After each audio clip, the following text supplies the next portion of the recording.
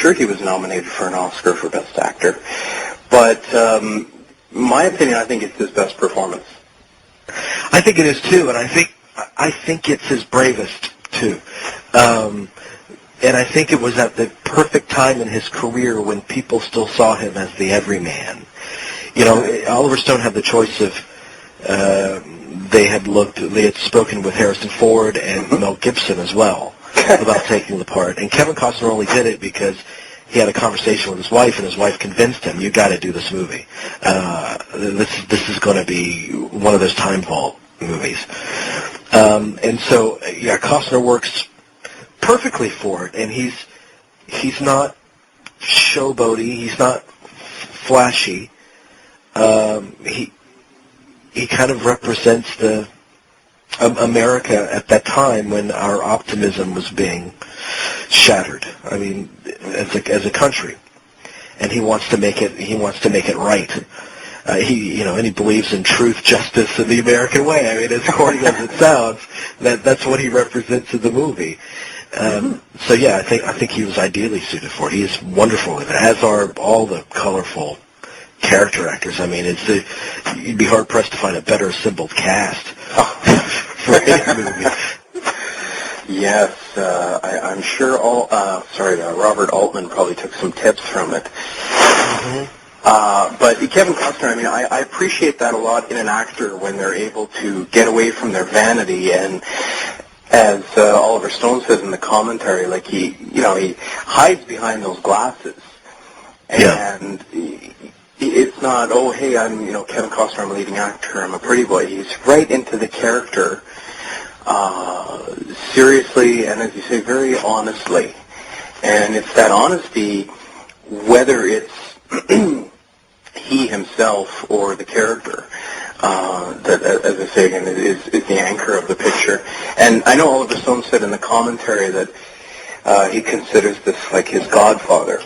And just in terms of, as you say, with the cast, there's no one in the cast that I have any disagreement with performance-wise. In fact, there's many I find very surprising, and yet those surprising performances are often, at least in my opinion in some cases, defining performances for some of those actors. In particular, I think of and you may not agree, but I think of Lolita Davidovich or Brian Doyle Murray. Yeah. And very small parts, and on the page, very plain. Like if you read the script, there's not much there. But in the very few frames of time they have in the film, they really make those characters their own. And I mean, also even John Candy. Yeah, John Candy, I was about to say that. Coming out of nowhere. And I guess his kind of flop sweat was real. I guess he was so nervous being on that set. It was. It was. Yeah. And he's tremendous in it. I mean, the thing is with Sally Kirkland at the opening, and there's so many great performances in this thing. Michael Rooker, Walter Matthau Lemon, and Ed Asner is great in it. And playing a right winger. Loves that. Yeah, Oliver Stone loves that actually. He loves working with the old Hollywood guys. And he gives them something new to kind of show too. So. There are very few casting choices in Oliver Stone films that I often disagree with. I find he's usually right on the mark. You're hard pressed to find a weak performance in any of his films. I mean, I'm sure a few exist, but for the most part, I mean, actors tend to give their best work in an Oliver Stone movie. And it's funny because for all the slings and arrows that he suffers, you really never hear any of his collaborators or actors describing him as, paranoid or difficult or this and that. It's most often they just have the best things to say. My only regret is that someone didn't write a book about the making of JFK like Jane Hampshire did for Natural Born Killers. Right. I don't know if you've read or heard that book, but to me, the one thing as a fan of the film that is missing is a behind-the-scenes account of the making of the film. I think so too. That is regrettable, but I probably because they were going at such a pace they didn't have time to follow around with the camera. Yeah. I think the reason why actors discuss how tough and kind of brutal he is, but in an affectionate way, because they realize it got the best out of him. The only actor that I know of that really bad talked Oliver Stone, other than his female actresses in Wall Street, is Joe Pesci for JFK. Really? I haven't heard that. Joe Pesci said to the press after the movie that Oliver Stone's a great filmmaker, but I'm going to curse here. He's a piece of shit as a person. Wow. Okay. I guess Pesci did not respond well to him, but that's interesting because in the commentary he just talks about Joe Pesci as he was fantastic and I loved working with him and he's so great in that makeup and but I find this throughout all of my film studies that perhaps, and I agree with Coppola that the director is the last dictatorial position left, really, and I think you have to be, but with very few exceptions, actors always talk about directors being these harsh, difficult people, but yet they will mention that they got fantastic performances out of them, and they always appreciate that at the end. Yeah. I've never heard someone say, "Oh, I was worked to the bone and I regret it." Right. And just look at Tom Cruise in Born on the Fourth. I mean, what?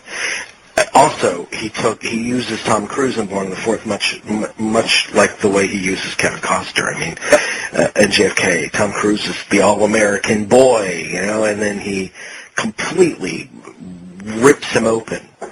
And exposed to Tom Cruise that it was a lot more mature and deep than we had seen up to that point, and really that we've seen since. For me, so he uses his actors in a very special way, and his genius as a director of actors is like all great directors. He knows what buttons to push to get them there, and sometimes it's a torturous process for the actor. Some actors need to be stroked, and others need to be pummeled to get to where they need to be. Absolutely. In terms of JFK, and I mean, just the beginning of the 10-minute intro, all black and white, mostly archival and news footage. And to my opinion, I haven't seen any other film that opens that way. And I guess it goes without saying that this film, that's the best way to open it. But there is such a immediacy and effectiveness of just the opening prologue. Because there are many films that begin with an introduction explaining perhaps the time or the situation and the characters. Mm-hmm. But this, I don't know if it's necessarily just because they have the archival footage that it's real, or perhaps the way it's constructed. But it really gets you into the film very quickly at the beginning in an excited way. And very well that after the assassination occurs in the prologue, it blends seamlessly into the quote-unquote dramatized beginning of the film. There's no harsh cut, or there's no real change. And also I notice in the early part of the film, the look of the film I find is very clean, sort of a yellowish or perhaps pastel tinge to it. In the second half of the film, the colors get a lot more vivid and plush. And but I was wondering if I could get you to just give some comments as we were talking before, but just on the general style of the film. I'm watching a scene right now of Kevin Costner just talking on the street, and I'm thinking, okay, well, this is shot in 35 millimeter. It's normal type footage, but then right away they'll cut to a shot of Lee Harvey Oswald in 16 millimeter golf ball black and white, and I I mean, I guess it sounds simple to say, but no one else has really done that. They haven't, and Oliver, and I think this movie started to spoil Oliver Stone because he took this style to its extreme in Natural Born Killers, and then he adopted some of it too in Nixon to much lesser effect, I thought. But JFK works very well. The opening, you need a setup. And you need to see what's happening through the prism of history. So you need the actual footage to illustrate that. And the music, especially at the beginning. I methis is so much information, and the music, it's thriller music. The dun dun dun dun dun dun dun dun. It's this enormous unfolding mystery in front of your eyes. This is the setup for it. So. And you're right, the photography is pristine. It's, for a lot of it, it portrays perfect kind of Americana in a way. It's got this sheen to it. My favorite scene, the scene that astounds me, the sequence montage, is Costner and his associates at the restaurant when they're unraveling who is Oswald? Where does he come from? There's just something about that scene and the cutting of that scene that is so exhilarating to me. It's probably a 20-minute sequence. Mm-hmm. It's astounding. That's the showpiece of the movie for me that I always get really excited about watching again and again, because that's also the first indication for me that this case goes a lot deeper. There's a lot more there's a lot more to this guy. When so many questions linger about who was Lee Harvey Oswald, then the whole case. Actually, I'm like losing my train of thought because there's so much to this movie. It's so complicated. That's actually my favorite sequence in the movie. Yeah, I agree with you. And like I say, just watching it now, I'm thinking something I really hadn't perhaps put into words before. But as you were talking about or speaking about in our discussion on The Insider, that this film as well, and it goes right to you're saying the conversation in the restaurant. You're right over their shoulder, and oftentimes in their midst, you are part of the investigation. You are learning things as they learn them. And they're also, not only will they sometimes say, the information or this and that, then they explain it as if you're right there.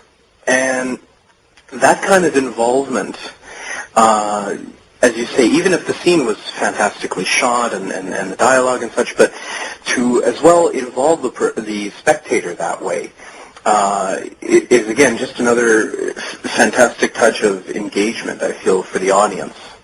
Yeah, very much so. And Bob Richardson was the DP. Mm-hmm. And, he's just a photographer of enormous talent. And you have his kind of traditional harsh overhead lighting in the film. Mm-hmm. Have you heard of stories about his overhead lighting? Apparently, the heat. He shot Heaven and Earth, too.